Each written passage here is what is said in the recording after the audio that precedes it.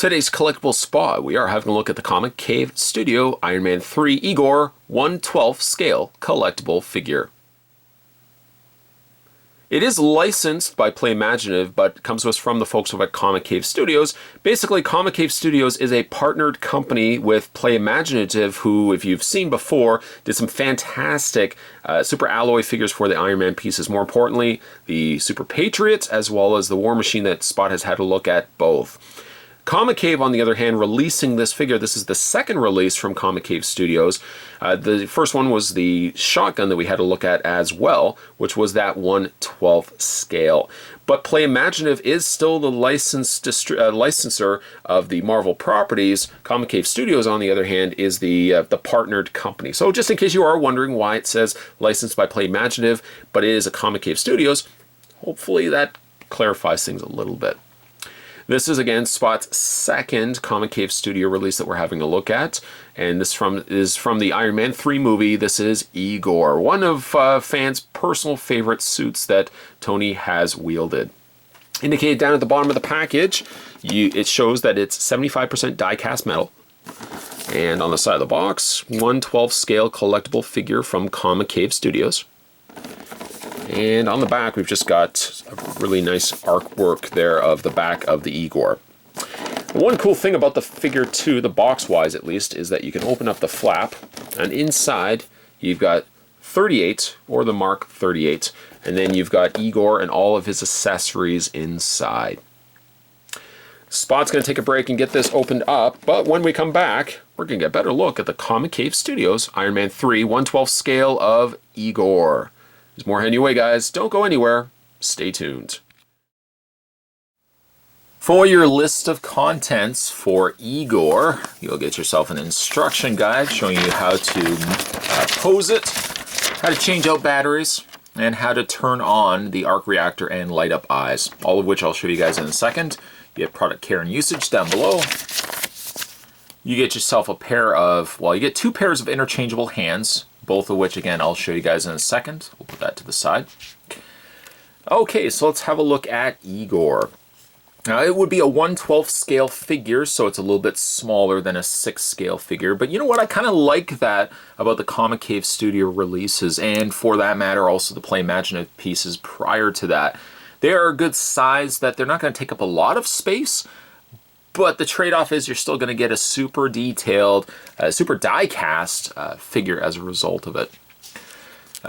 In the way of his batteries, now he does actually have two different battery compartments, one being in the head, and then one being in the arc reactor.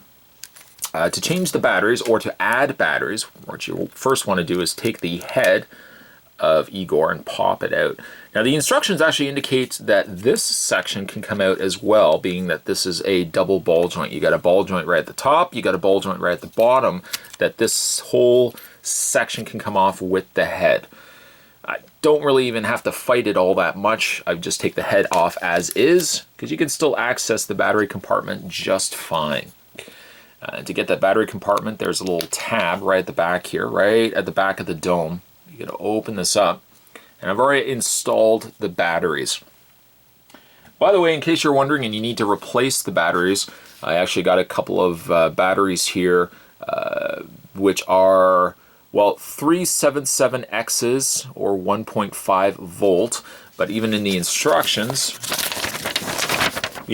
indicate you need an L626 or an L621 battery. You need actually two for the head, and you need two for the torso.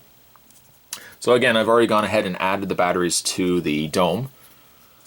Unfortunately, the switch is, the only way you can get the switch is by taking the dome off. I wish there was just maybe a switch somewhere without having to take the head off completely. But I mean, that's a very small little nitpick there. So we can go ahead and revisit the dome. Or actually, you know what? What we want to do first is turn it on. If Spot had not just finished cutting his nails, I probably would be able to get to it just fine. But we're going to turn on the lights, and there are the light ups on Igor. Once again, then revisit the dome, and you can pop it back into place, just sitting it back into that ball joint. The arc reactor is a little easier to access. What you want to do is flip it around to the back, and there is a tab just on the top here. See the little switch? The switch is probably a little more obvious than the tab, but there's a little nip right below it. And you just want to pop that off. Pick that up in a second. Add the 2 batteries, the L626s or L621s. Flip that on. And you've got the arc reactor and the light up eyes on Igor. Both the eyes and the arc reactor give you a pretty bright yet still soft light. It's not a very piercing light. It's just the right light color. And I find too, even especially like the eyes, there's almost a cloudiness to it.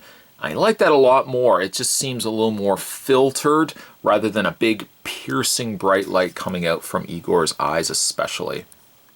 While we're actually having the eyes and the arc reactor lit up, let's have a look really at the rest of the figure. It's, again, very, very cool. It's heavy too. The die cast resides mostly in the torso section. He does have die cast in the legs, and he has also die cast in the arms. 75% of this is die cast. The head, however, is plastic, which, despite the fact it is plastic, paint-wise, it still blends completely seamlessly with the rest of his body. Now, I mentioned that this is a 1/12 scale figure, so again, it is a little bit smaller than a 6 scale figure. But despite that, you can see how much paint and detail that they put actually into this figure. The little wear areas on the metal are nice touches, almost gives you a rusted look. And they've put that just kind of on almost on the edges of the armor itself. It's also got the striping in the lower leg thigh areas, if you want to call it thigh areas of the robot suit. And he's also got that striping also that carries over into the arms. There is a little bit of functionality also to the suit itself in the fact that these little front flaps flip forward, giving you that additional battering ram. And it carries over on both sides. Really phenomenal paint though. Again, even on the little track conveyors, imagining if that was an actual practical thing on the robot or on the suit itself, also having that kind of rusted brown kind of paint overlay onto it. It's a spectacular looking piece. Also some little smaller details that you probably might not be able to see. On the forearms, he's got 52-T 20. There's also little emergency labels there, U.S. Army. Right above the arc reactor, there's a caution label. There's a couple of smaller labels I can't quite make out just because of how small they are. But again, a level of detail that you really don't get that often with these collectible figures. It's quite phenomenal. On the back, he's also got these little spine pieces that also are positionable, movable on their own. This top one doesn't seem to want to move, but the other little flaps here also move. I think my favorite aspect of it, not that I would be displaying him ever from the back, but my favorite aspect to the Igor here is just all the little spinal sections of it. It's got a gunmetal gray, which if I can actually just move the arms out of the way, showcases quite nicely up by the shoulder rivet areas as well, where imagining all the gears and stuff would be moving on Igor here. A beautiful, beautiful figure. It's quite, again, quite spectacular. As Spot had mentioned, Igor comes with 2 pairs of interchangeable hands. Currently, the Igor is sporting closed fists. However, you can swap it out for a pair, let's find the right ones here, for a pair of partially open hands. Now, these don't light up, however, but still very nicely painted. These are also plastic. Or, one of my personal favorites, as I tend to gravitate more towards, Igor also has a pair of closed fists. However, these are articulated. Articulation in the fingers and articulation in the thumbs. It's a nice, happy medium because you can still get the partially closed fist. You could get a thumbs up if you wanted to as well. But as you can see, individual knuckles on the fingers and thumb are all individually hinged. And to change those out, what you want to do is go to the figure itself. Despite the fact that he's got this large barricading section of armor, you can still get your finger in there and you can still change it out. There's the ball joint, there's the ball joint socket. And you just want to peg it. It's a little harder to get back into place as it is to pull it out of place, but you can see that you can get the hands in there quite easily. Just again, a little bit more pressure required. Go ahead on the other hand, pop that out, and find the articulated, individually fingered hands and peg those into place. Now, really, while you're at the moment of having the articulation in the fingers, you can have more of a grabbing stance. Again, you could kind of have the thumbs up, which is, I think, kind of fun as well. A couple of different options, certainly, to choose from. Despite the fact that Igor is one of the more larger of the Iron Man suits, it's not to say he's not limited in the way of posability. In fact, despite his size and despite his sheer weight, Igor actually still has a good range of motion. The head is on a ball joint, and as we saw when we were changing out the batteries, he has a ball joint not only in the base of the neck that attaches to the head, but he also has, well, a socket attaching to the head, but then he's got a secondary ball joint that attaches to the socket of the neck. So he's got a double ball joint there. And moving it obviously does not obstruct any sort of the electronics, as the electronics are sitting solely into the head itself. Shoulders. Now again, shoulders, when you start moving it, he has a full range of motion. I kind of, looking ahead to myself here, I kind of see myself probably envisioning having Igor more in a running stance. He seems to also still stand well, despite the fact he's got a smaller footprint really compared to the large mass of his body. At any rate though, his shoulders do still give you a full range of motion. The shoulder pads, as we've seen with previous releases as well, are spring activated, so they kind of stay out of the way, which is a nice touch. You can still get a full range motion out as if he's swinging out for a punch. He has a full range of motion in his elbows, and this secondary piece also has its own pivoting. As we've already looked at, he's got a ball joint in the actual hands themselves, and each of these fingers, as my go-to hand of choice, will have its own articulation in the hand too. Really nice touch there.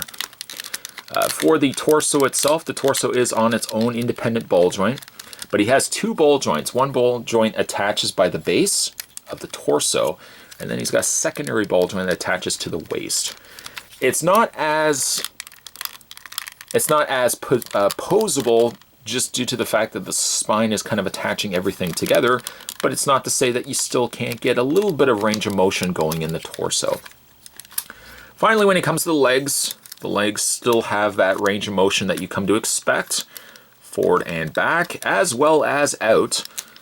He does have a hinge in the actual leg itself, in the knee area here. And then he's also got a posability pivot point in the foot, as well as a pivot up and down.